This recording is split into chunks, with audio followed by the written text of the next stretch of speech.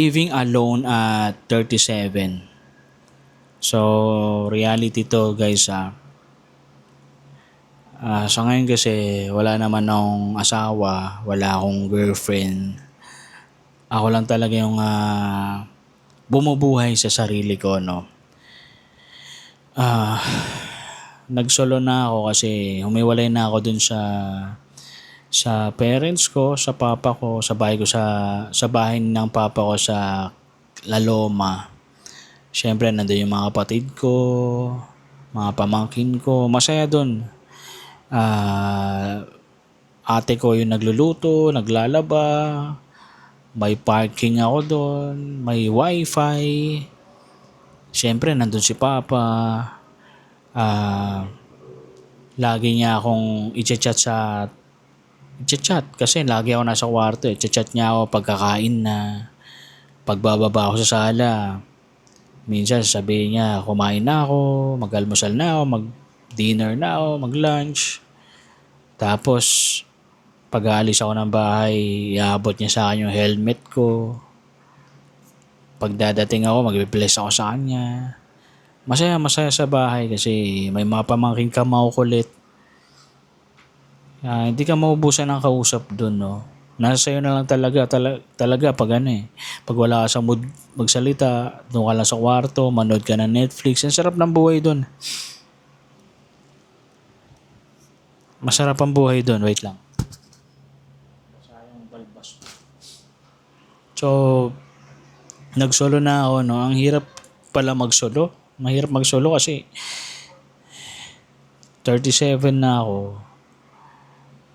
Ako pa yung magbabayad ng kondo. Ako yung magbabayad ng kuryente, tubig, ng condo dues. Tapos yung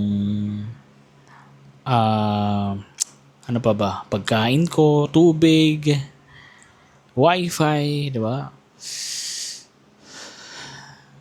Marami akong sa totoo lang medyo mabigat tong decision ko sa buhay, no, yung magsolo.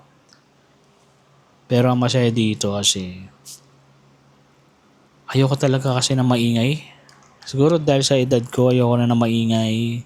Ayoko na may nagsasalita sa paligid na biglang pumapasok sa isip ko. Siyempre, iniintindi ko yung mga naririnig ko eh. Maingay yung labas. Ewan ko, kailangan ko lang talagang gawin to kasi siyempre, investment din to yung condo, no. Sana matapos ko tong bayaran, agad ko mabayaran, no.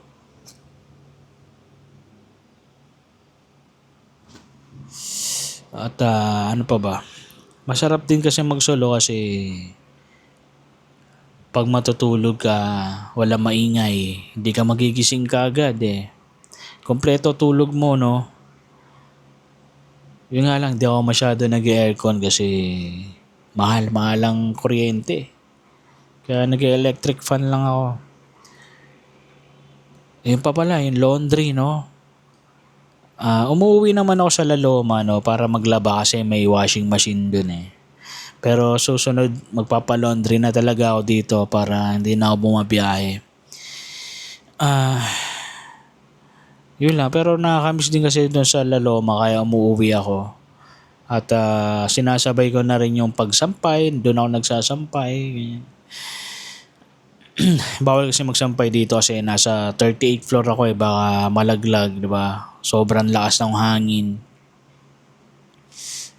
Pero ngayon, sinasarado ko yung blinds kasi masyadong yung tama ng araw dito sa kama ko.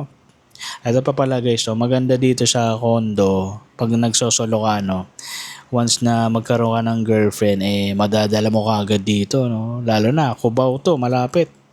Malapit lang sa MRT, LRT, bus, diba? Madali na yung commute. So, once na magkakajowa ka, wag ka na magjowa na masyado na malayo. Siyempre, dito na lang, kaya minsan naglalakad ako sa labas-labas. May mga babaeng kumakaway sa akin. Tapos pag nilalapitan ko, sasabihin, magkano, gano'n. Makipagtawaran, ha? Hindi, pero hindi ganun eh. Hindi ako nagpipick up ng babae sa kalye, no? Mas maganda talaga yung organic mong makikilala, no? Mahirap din kasi sa Bumble, sa social media kasi di mo alam kung babae ba talaga yung kachat mo o yung asawa o yung boyfriend, no? Tapos peperahan ka, mahirap yan. Maganda yung kakilala mo, ka-work mo, kakilala mo sa church, o kaya audience mo, nanood sa'yo, diba? Napanood ka.